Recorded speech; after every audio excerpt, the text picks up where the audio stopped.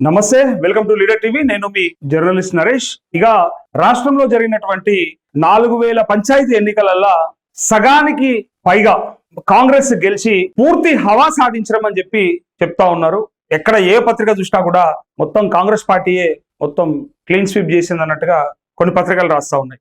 But social మీడియాలో మాత్రము విపరీతంగా ట్రోల్ అవుతా ఉన్నాయి ఆ వార్తలన్నీ కూడా. అసలు సగం సీట్లు ఓడిపోయి సిగ్గు లేకుండా ఇలా అందులో బీఆర్ఎస్ గెలిస్తే అసలు బీఆర్ఎస్ లేదు, చచ్చిపోయింది, ఇక రేపదు, అయిపోయింది అని చెప్పినటువంటి అన్ని మాటలు ఎక్కడ పోయినాయి, ఇవాళ చూడండి రిజల్ట్ అని సోషల్ మీడియాలో విపరీతంగా వైరల్ చేస్తా ఉన్నారు, వాటిని ట్రోల్ చేస్తా ఉన్నారు. ఎక్కడన్నా ప్రభుత్వంలో ఉండగా అధికారంలో ఉండగా అన్ని రకాల అస్త్రశస్త్రాలన్నీ వాడిన తర్వాత కూడా ఇట్లాంటి రిజల్ట్స్ వచ్చినాక అసలు మీ పరిపాలనని మరి ఎవరు మెచ్చుకుంటున్నారు, ఎంత మెచ్చుకుంటున్నారు అనేది దాన్ని బట్టి అర్థం చేసుకోవాలి. కొంచెమన్నా సిగ్గు ఉండాలి, కొంచెమన్నా అట్లాంటి మాటలు మాట్లాడేటోళ్ళకి కొంచెమన్నా సోయి ఉండాలి. జూబ్లీస్ లో గెలిచినాం, ఇక మేము ఏం చేసినా చెల్తుంది, ఇక మేము ఎట్లయినా పోవచ్చు, 42% బీసీలకు ఇవ్వకున్నా సరే, రైతులకు ఏమి ఇవ్వకున్నా సరే, ముసలిలకు పింఛన్ ఇవ్వకున్నా సరే, ఉన్నది పెంచకున్నా సరే, లేనిది ఇవ్వకున్నా సరే, ఎక్కడిది అసలు ఏమి చేయకున్నా సరే, ఇక మేము ఇట్లనే పరిపాలన కొనసాగిస్తే చాలు అని చెప్పేసి లక్షల కోట్లు దండుకోవడానికి ఇక హిల్ట్ భూములని ఆగం చేసుకుంటా మొత్తానికి ఫ్యూచర్ సిటీ పేరుతోని దోపిడీకి ఎగబడ్డారని చెప్పి అలా ప్రజలు మాట్లాడుకుంటారు. అందుకోసానికే గ్రామీణ ప్రాంత ఓటర్లు కర్రు గాల్చి వాత పెట్టిరియాలి. ఇగో ఇది రిజల్ట్ అంటే. జూబ్లీస్ లో గెలిచినట్టు అనుకున్నారు ఆ పోలీసు వాళ్ళని లేకపోతే ఎలక్షన్ కమిషన్ ని వాడుకొని మొత్తం ఎమ్మెల్యేలు మంత్రులు విపరీతంగా ప్రలోభాలకు గురి చేసి మొత్తం దొంగ ఓట్లని రిగ్గింగ్ చేసి వాటితో గెలిచినటువంటి ఆ ఎన్నికలాగే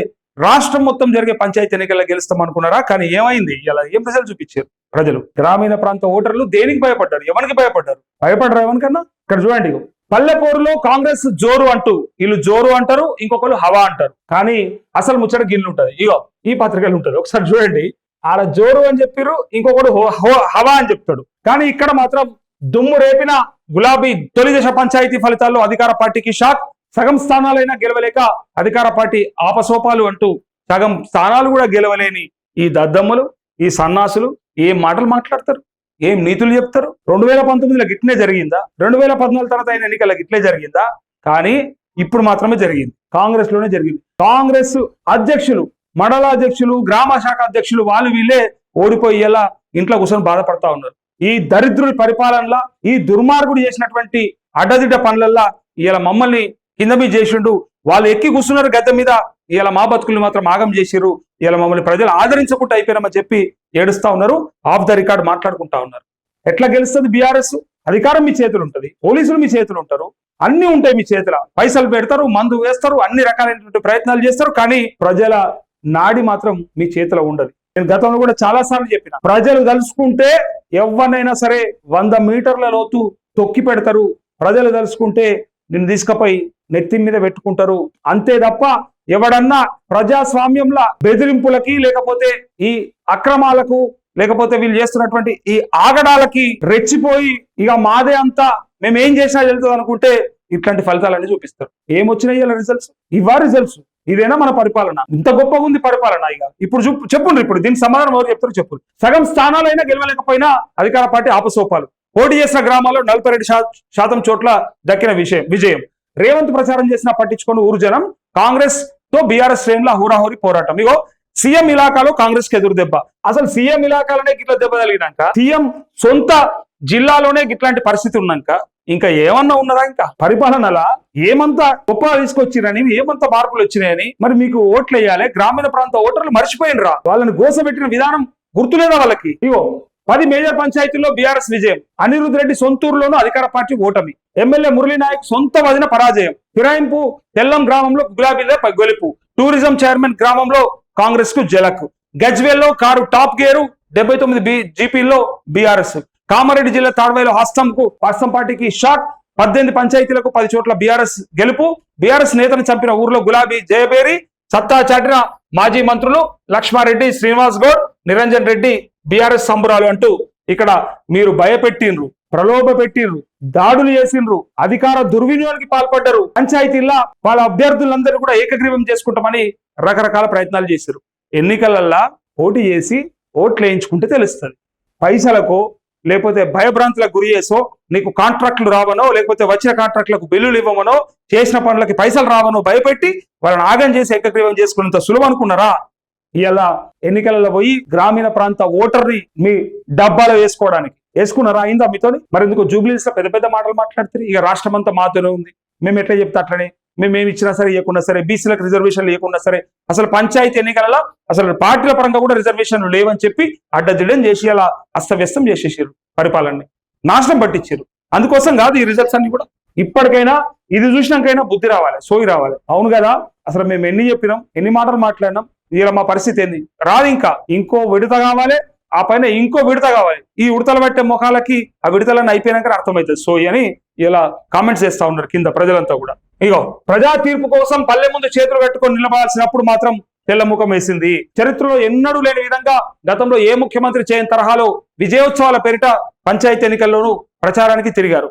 పంచాయతీ ఎన్నికలలో తిరిగిండ పేరుకు విజయోత్సవాలు, మళ్ళా ఆ పేరు విజయోత్సవాలని పెట్టిండు. తిరిగి ఏం సాధించిండయా అంటే సగం సీట్లు సాధించిండయా. మొత్తం క్లీన్ స్వీప్, మొత్తం మాయే, ఏది కూడా ఉంచం. కథ మొత్తం కాంగ్రెస్ పార్టీ క్లీన్ స్వీప్ చేస్తుంది.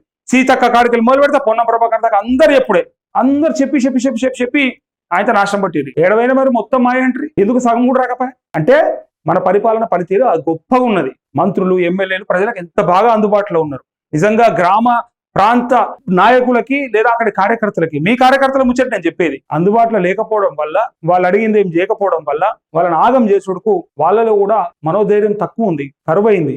అందుకే తన్నగిలడం వల్లనే ఇలా ఇట్లాంటి ఫలితాలని కూడా చూసారు. ధైర్యం లేదు అలా తాడ.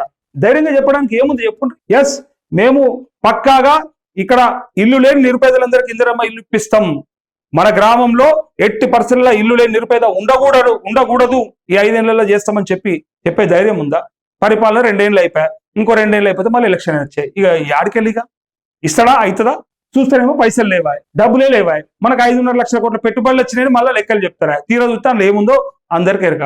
ఓ లెక్క లేదు, పత్రం లేదు, ఆ ఎంఓఈ లేదు, తెలియదు, అధికారికంగా వాళ్ళు ఇప్పటిదాకా చెప్పిందే లేదు. ఇట్లాంటి పరిస్థితులలో కోస్తేనే రూపాయి లేదన్న కాడ సర్పంచులు గెలిస్తే ఏమి ఇస్తారా అంటే ఏమి ఇయ్యరు. కాబట్టి వాళ్ళు కూడా బీఆర్ఎస్ వాళ్ళే గెలిచారు, బీఆర్ఎస్ సానుభూతి పట్ల గెలిచారు. వాళ్ళంతా కూడా బీఆర్ఎస్ పార్టీకి ఉండేటోళ్ళే.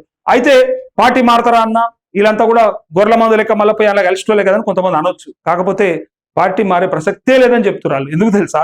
ఇది పోతే ఇంకా దారుణమైపోతుంది పరిస్థితి. ఇప్పటిదాకా ఇది ఉంటేనన్నా కొంచెం విలువ ఉన్నది, అటు పోతే ఆయనతో ఉన్న విలువ పోతుంది. నగటోని ముందర జారి పడ్డట్టు అవుతుంది. అనవసరంగా అలా పోతే ఇంకా సిగ్గు తీసుకున్నట్టు అవుతుంది, సిగ్గు పోగొట్టుకున్నట్టు అవుతుంది. అలా పోతే ఏంది, అధికార పార్టీలకు పోయిండు, మరి ఏం సాధించాడంటే 0 ఉంటుంది. ఏమన్నా నచ్చినాయంటే ఏం రాలేదు, నిధులు లేవు, పనులు లేవు, కాంట్రాక్టులు లేవు, అభివృద్ధి లేదు. ఏం లేకపోతే మరి ఎందుకు చేరడం అంటే మళ్ళీ నెక్స్ట్ టైం ముఖం ఉండదు, వాళ్ళకి ముఖం చెల్లది. ఏం చేయమంటారు? అందుకోసానికి ఇలా ఇట్లాంటి ఫలితాలని చెప్పి చాలా మంది మాట్లాడుకుంటా ఉన్నారు. ఇక్కడ చూడండి, ప్రభుత్వం చేతిలో ఉన్న అధికార బలం అండగా ఉన్న సగం పంచాయతీలైనా గెలవలేక కాంగ్రెస్ చతికిలబడింది. రేవంత్ ప్రభుత్వంపై నెలకొన్న ప్రజా వ్యతిరేకతను తొలిదశ పంచాయతీ ఎన్నికల ఫలితాలు పట్టి చూపించాయి. పంచాయతీ ఎన్నికలు సాధారణంగా అధికార పార్టీకి అనుకూలంగా ఉంటాయి, కానీ ఈసారి గ్రామీణ తెలంగాణ భిన్న దృశ్యం కల్పించింది. అధికారంలోకి వచ్చి 2 ఏళ్ళు అవుతున్నా తీవ్ర ప్రజా వ్యతిరేకత రేవంత్ ప్రభుత్వాన్ని వెంటాడుతున్న వాస్తవం ప్రచార పరంలోనే కనిపించింది. గురువారం నాటి ఫలితాల్లో అది మరింత సుస్పష్టమైంది. కాంగ్రెస్ మంత్రులు, ఎమ్మెల్యేల నిలదీతలు ఆషామాషి ఘటనలు కావని, అవి ప్రజల్లో కాంగ్రెస్ పై గూడు కట్టుకుని ఉన్న వ్యతిరేకతకు నిదర్శనమని పంచాయతీ ఫలితాలు స్పష్టం చేశాయంటూ గతంలో ఎన్ని జరిగినాయి ఏంది అనేది ఇక్కడ రాసిరిగా ఈ పత్రిక 2019లో మేమన్ని కొట్టినాం, అప్పుడు మాకు 66% ఉండే, వీళ్ళు ఇప్పుడు 44% కూడా సాధించలేకపోయినరు, 20% కింద పడిపోయినరు అంటే ఎస్, ప్రజలలో ఉన్న వ్యతిరేకతనే ఇట్లాంటివన్నీ కూడా రిజల్ట్స్ గా కనిపిస్తూ ఉంటాయి. ఇప్పటికైనా సోయి తెచ్చుకొని, బుద్ధి తెచ్చుకొని, ఏమన్నా మార్పు తెచ్చుకోకపోతే, మనోపరివర్తనం చెందకపోతే ఎవడు నాశనం అవుతాడంటే ఇలా ఎవరైతే పెద్ద పెద్ద మాటలు మాట్లాడి, ఎవరైతే తప్పుడు వాగ్దానాలు చేసి అధికారంలోకి వచ్చిండ్రో వాడు నాశనం అవుతాడు. చూస్తున్నాం కదా, ఇది ప్రజల మాట. బొంద పెట్టుడు ఖాయమని చెప్పిరు, తీసిరు బొంద. ఇంకొక 2 విడుదల అయిపోగానే ఆ ఉడతలు పెట్టే మోకాలను ఆయనతో బొంద పెడతామని చెప్పి ప్రజలే అంటా ఉన్నారు. సో అంత పెద్ద మాట నేనంటలేను, ఒక జర్నలిస్ట్ గా నాకు అవసరం లేదు, ప్రజల మాట. వీళ్ళు చేస్తున్నటువంటి పనులకి వాళ్ళు ఇచ్చినటువంటి రిజల్ట్స్ ఇవి.